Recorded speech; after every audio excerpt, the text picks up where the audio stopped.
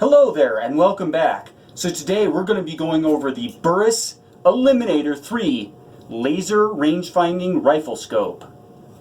I've had this scope for several years. In fact, I think I've had it about 5 years now, and I can tell you I've had it on a couple different rifles and it's performed flawlessly. I've killed many animals using this rifle scope as my hunting scope and have been very pleased with its performance. So today we're going to be going over just some of the basics of the scope and then kind of a little bit of my experiences having used this range-finding scope. First and foremost, this scope is available in a 3-12 by 44, a 4-16 by 50, which is what this one is here, and a 4-16 by 50 enhanced with the remote control. To start, we'll go over some of the basic specs. The laser range finding capabilities of this scope go from 0 to 750 yards on non-reflective targets and out to 1,200 yards on reflective objects. Now, of course, when you're hunting, you're probably never going to use this beyond 750 anyway, and most animals don't give you any kind of reflective signature, so 750 is basically the practical limit.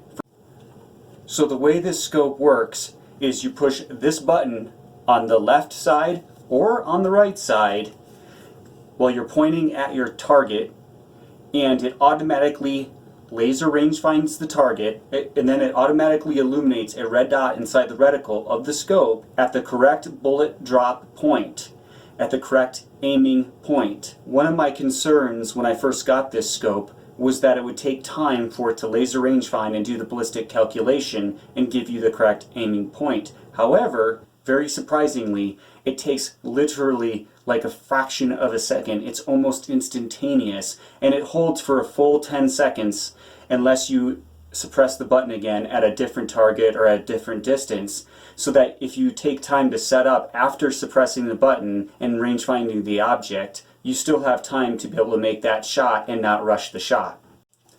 Also, a really nice feature of this scope is it comes with scope covers or scope lens caps for the front and the rear of the scope.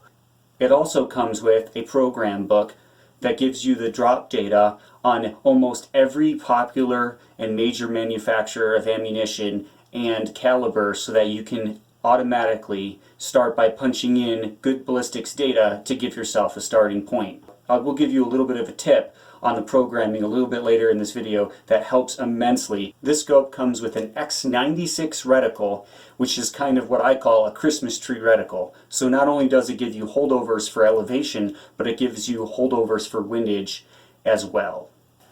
One thing to note with the windage is it does not illuminate or calculate the windage. Instead, it gives you static dots on the Christmas tree reticle that give you a point of aim for every 10 mile an hour of wind. The scope has excellent glass. I wouldn't say it's exactly 100% top tier, but it's close to top tier glass. Comes with excellent glass, fully multi-coated lenses, and is fully purged, fog-proof, waterproof, and is very durable. It operates on a CR123A battery, and the battery lasts up to about 5,000 cycles, which, believe me, is a lot. I've had this scope, like I said, about 5 years, and I've never had to replace the battery. At the front of the scope, you have a parallax adjustment that goes all the way down to 50 yards, all the way up to 500, and then infinity. It's very smooth, yet stiff enough not to move while hunting and banging through brush. Also, one of the absolute best things is that this Burris Eliminator scope and most Burris products come with a lifetime warranty. And I can tell you, I've had one incident. I had this scope on a hunting rifle and it was on my backpack for several days of backpack hunting. And this scope on the top, on the elevation turret, this cap that covers this finger adjustable turret, MOA turret, came loose and fell off while I was in the field. I called Burris, and within less than 24 hours, I could not believe this. Literally, I woke up the next day, and in less than 24 hours, they sent me not one, but 2 caps completely free of charge. And I admitted that it was my mistake and that it was rubbing on a backpack. So extremely, extremely pleased and happy with the Burris warranty. They have excellent customer service. Also, another thing to note is that on the bottom here, it doesn't mount like a traditional scope. It has a Picatinny rail right here, and then a flat base, and then a piece at the end. They give you special mounts that you put on the bottom here, and special spacers in case you need to use them for certain rifle platforms.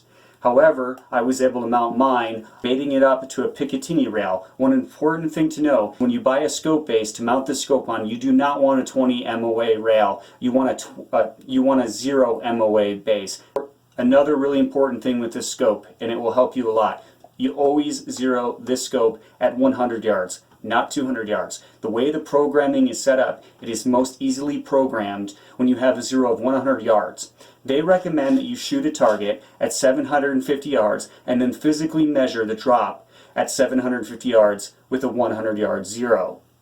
However, I have found that using a ballistics app such as Strelok Pro, Nikon Spot On, or Applied Ballistics works really, really well. Those apps allow you to plug in atmospheric conditions, elevation, and calculate your bullet drop with a 100 yard zero out to 750 without actually having to shoot out to 750 on paper. I know that most people don't have ranges that go to 750 yards, or most certainly it is difficult to shoot a paper target at 750 yards and get a good drop measurement. So what I do is I take a ballistics app, like I mentioned earlier, zero it at 100 yards, and the bullet cartridge of choice, BC, feet per second, and then I calculate my bullet drop at 750 yards. This usually brings me within 1 or 2 inches of being dead on.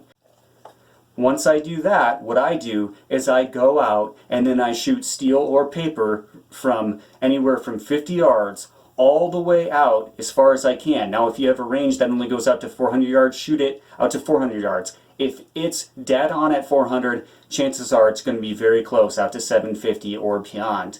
I usually shoot steel beyond the 400 yards at certain ranges I go to make sure that it's dead on. I found this to be very accurate, reliable, and much easier than shooting a paper target at 750 yards, especially when those aren't always available.